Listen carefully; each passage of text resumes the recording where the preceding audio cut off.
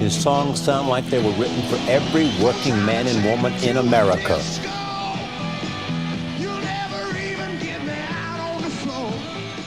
Grammy Award winner and a member of the Rock and Roll Hall of Fame. This guy has sold over 52 million albums worldwide.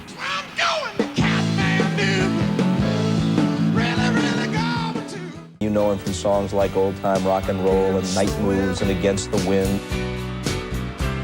We were running against the wind. That's it. The voice. Like it was forged in Detroit steel, powerful projection meets soulful storytelling. In the 1970s, that voice would skyrocket Bob Seger to superstardom, but don't call him an overnight success.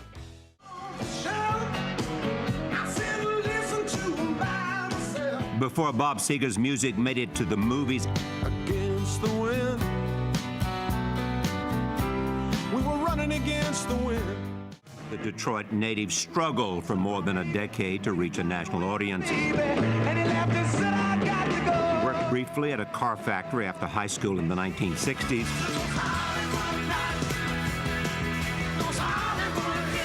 And played as many as 250 shows a year across the country.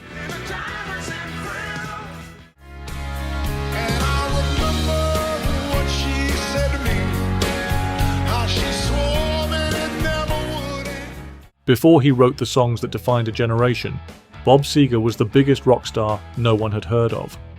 Luckily, he didn't need recognition to write. As a result, he crafted some of the most widely recognized songs of the 70s, but he did it his way. Raw, edgy, authentic. This is the story of one man who stayed true to his sound, through false starts, setbacks, and heartbreak until his song struck such a chord the world couldn't help but listen. Here I am, on the road again.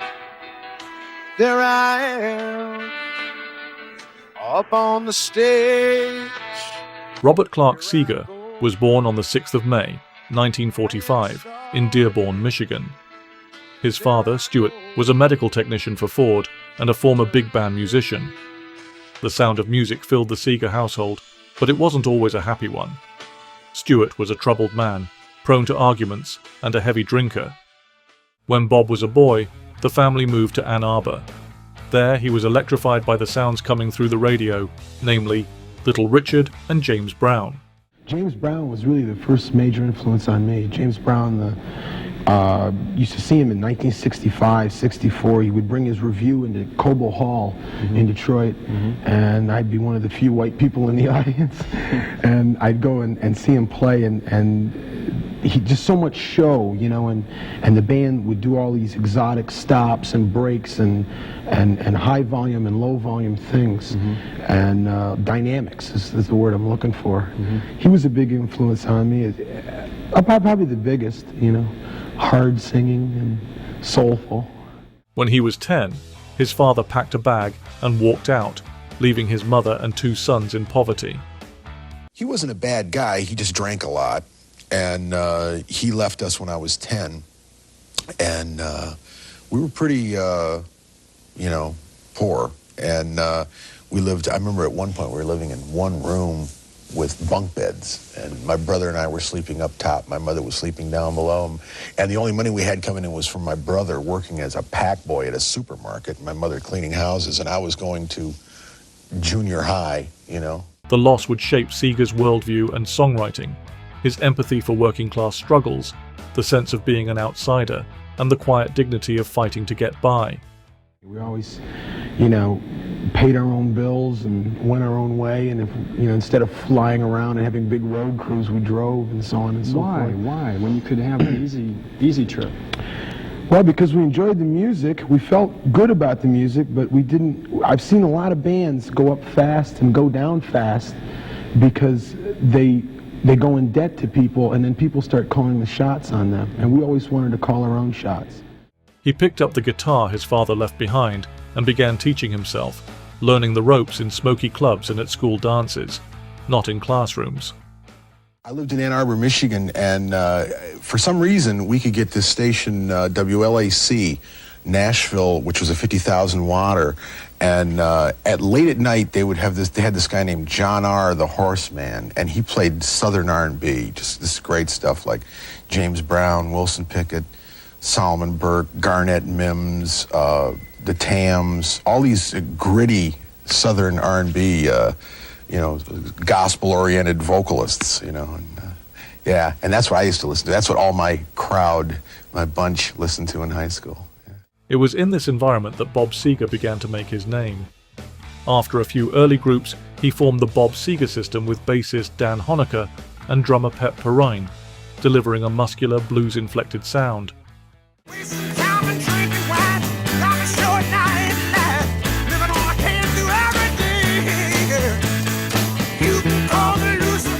They signed with a local label run by Punch Andrews, a savvy manager who believed in Seger from the start. "I was the artist, he was the businessman," Seger said later. "It was a perfect marriage because we both trusted each other implicitly." The system honed their sound with a spate of gigs across the Midwest, building a following one show at a time. Those nights on the road were more than just performances. They were training grounds for the breakthrough still to come. In 1968, the Bob Seger system finally got their shot with a major label, Capitol Records. That's when they recorded a song that changed everything, Ramblin' Gamblin' Man.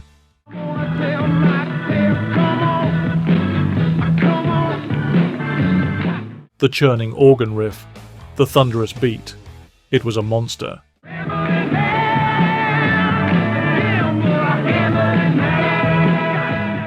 And on backing vocals, a young Glenn Frey, who later formed the Eagles. Glenn and I met when I was 19 and he was 16. We got to know each other and we just got along so good. We would go to each other's houses and play records. I remember the first time we ever heard Are You Experienced by Jimi Hendrix, Glenn and I were together in the room. Wow. And I remember and I remember looking at Glenn when it was over and I said, "Are we out of a job?" Glenn introduced me to these 4 girls, and I said, I want to sing the thing, but I want you to sing too. And we had 4 tracks, so the girls and Glenn and the percussion that everybody was playing were on one track. Okay, I was on one track. Half of the band was on one track, bass and drums, organ and guitar was on the other track, and he just blurted out the first chorus, really loud, and that's what you hear when you hear the record to this day. Capitol pushed the single hard, and in early 1969, it peaked at number 17 on the national chart. The success was vindicating, but fleeting. Follow-up singles fell flat, and the next 2 albums flew below the radar. Pressure from the label escalated, and endless gigging was wearing the band down.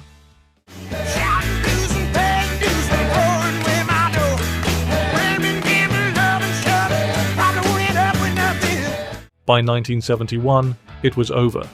Nearly 27, Bob was back at square one. "It was a very confusing time," he reflected. "We had a hit song, and then suddenly we couldn't sell a record. The band broke up. I quit music for a while. I just felt lost." Seger retreated from the rock and roll maelstrom. In 1971, he released a stark, acoustic album, Brand New Morning. It was a commercial flop, but an undeterred Seger returned to what he knew best, playing live. He formed a new backing band and hit the road. It was grueling, hand to mouth, and essential depending on how you look at it. Seger took it in stride. You learn your craft that way. You learn what works and what doesn't. You learn how to win over a crowd that has no idea who you are. You opened for or toured with, even before you were nationally known, some memorable acts, right? Dan Hicks and his Hot Licks for a while. Yep. REO Speedwagon for a while. REO Speedwagon, Aerosmith, they were just starting out. Bachman Turner Overdrive.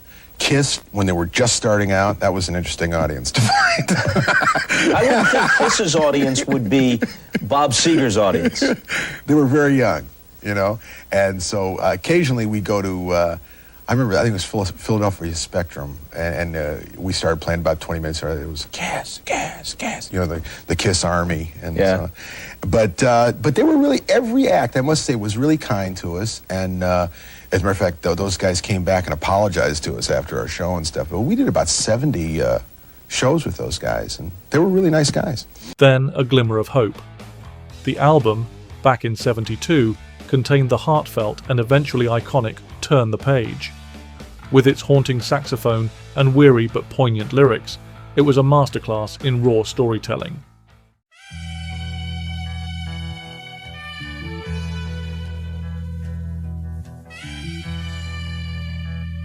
But the song didn't hit its stride until years later, finding its footing on a live album and later being covered by Metallica. On a long and lonesome highway east of Omaha, you can listen to the engines moaning out as one with song. Think about the woman, the girl you knew the night before. For the time being, Seger was still slogging through obscurity. It was time to shuffle the deck. By 1973, Seger knew he needed more than session players. He needed a permanent band. He recruited Drew Abbott on lead guitar, Chris Campbell on bass, Robin Robbins on keyboards, and Charlie Allen Martin on drums. The final piece was Alto Reed, a dynamic saxophonist whose solos would come to define their sound. They became the Silver Bullet Band. In the Midwest, they knew the grind of the factory line and the pull of the open road. Very hard, tedious work, and very few breaks, and very loud, you know. Conditions have improved immensely since then. When I worked on the line, I've bended a little bit for making Thunderbirds. When I worked on the line was 63. And of course I'm talking about 55 when the conditions were even worse. You know, you get like a 5-minute break and 20 minutes for lunch, and you work 12 days, 12 hours a day back then. They launched a tour, quickly becoming one of the most formidable live acts in America. On stage, Seger was a commanding frontman who held nothing back.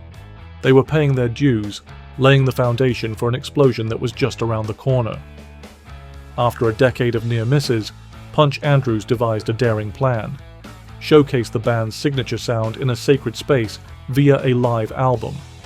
It was a gamble, but it was a brilliant way to let the world in on what Detroit already knew. They recorded 2 sold-out nights at Cobo Hall in Detroit. It was electric. Seger later said, "There's a certain chemistry that happens in Detroit. It's a very emotional crowd. They're saying, 'We're with you, let's go.'" The resulting double album, released in 1976 with the no-nonsense title Live Bullet, was a revelation. Live Bullet did real well, and then Night Moves came out 6 months later.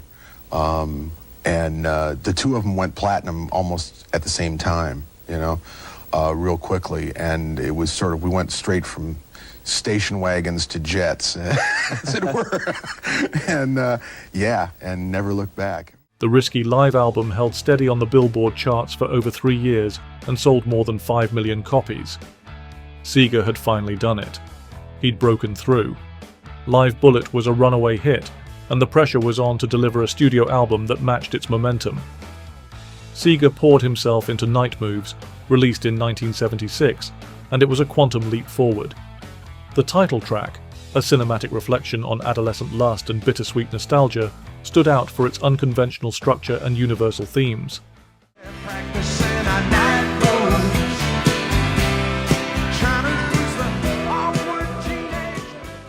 When I remember when we were mixing it, and I called up my manager and I said, "Boy, this is a big winner, you know." And I said, "It doesn't matter what mix you listen to, this thing sounds great. This is, you know, I think we got a big hit record here." And then this fella at Capitol heard it and called me back, said, "That's a career record." I said, "What's that?" He says, "You now have a career, you know, that's strong." The rest of the album was equally strong, from the moody Main Street to the defiant rock and roll Never Forgets.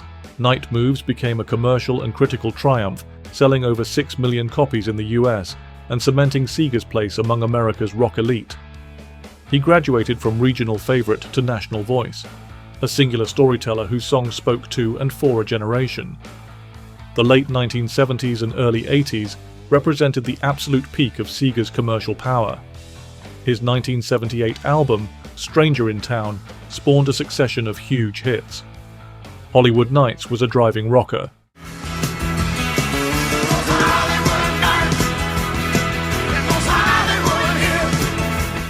We've Got Tonight was a tender plea for connection. Still here we are, both of us lonely. And old-time rock and roll became an unmistakable party anthem. Just take those old records off the shelf. I sit and listen to them by myself. Today's music ain't got the same soul. I like that old time rockin'. 2 years later, he followed up with Against the Wind. The record saw Seger in a more reflective mood, grappling with aging and the compromises of adult life. And I remember what she said to me. It shot straight to number 1, his only album to ever reach that position, and the title track won a Grammy Award. During this period, he also co-wrote the Eagles' #1 hit, Heartache Tonight. I'm doing Heartache Tonight, which we wrote together. We started it out, writing it out together. I actually wrote the Heartache Tonight part, and Glenn wrote all the verses, and then Don and J.D. Souther finished the song. Yeah.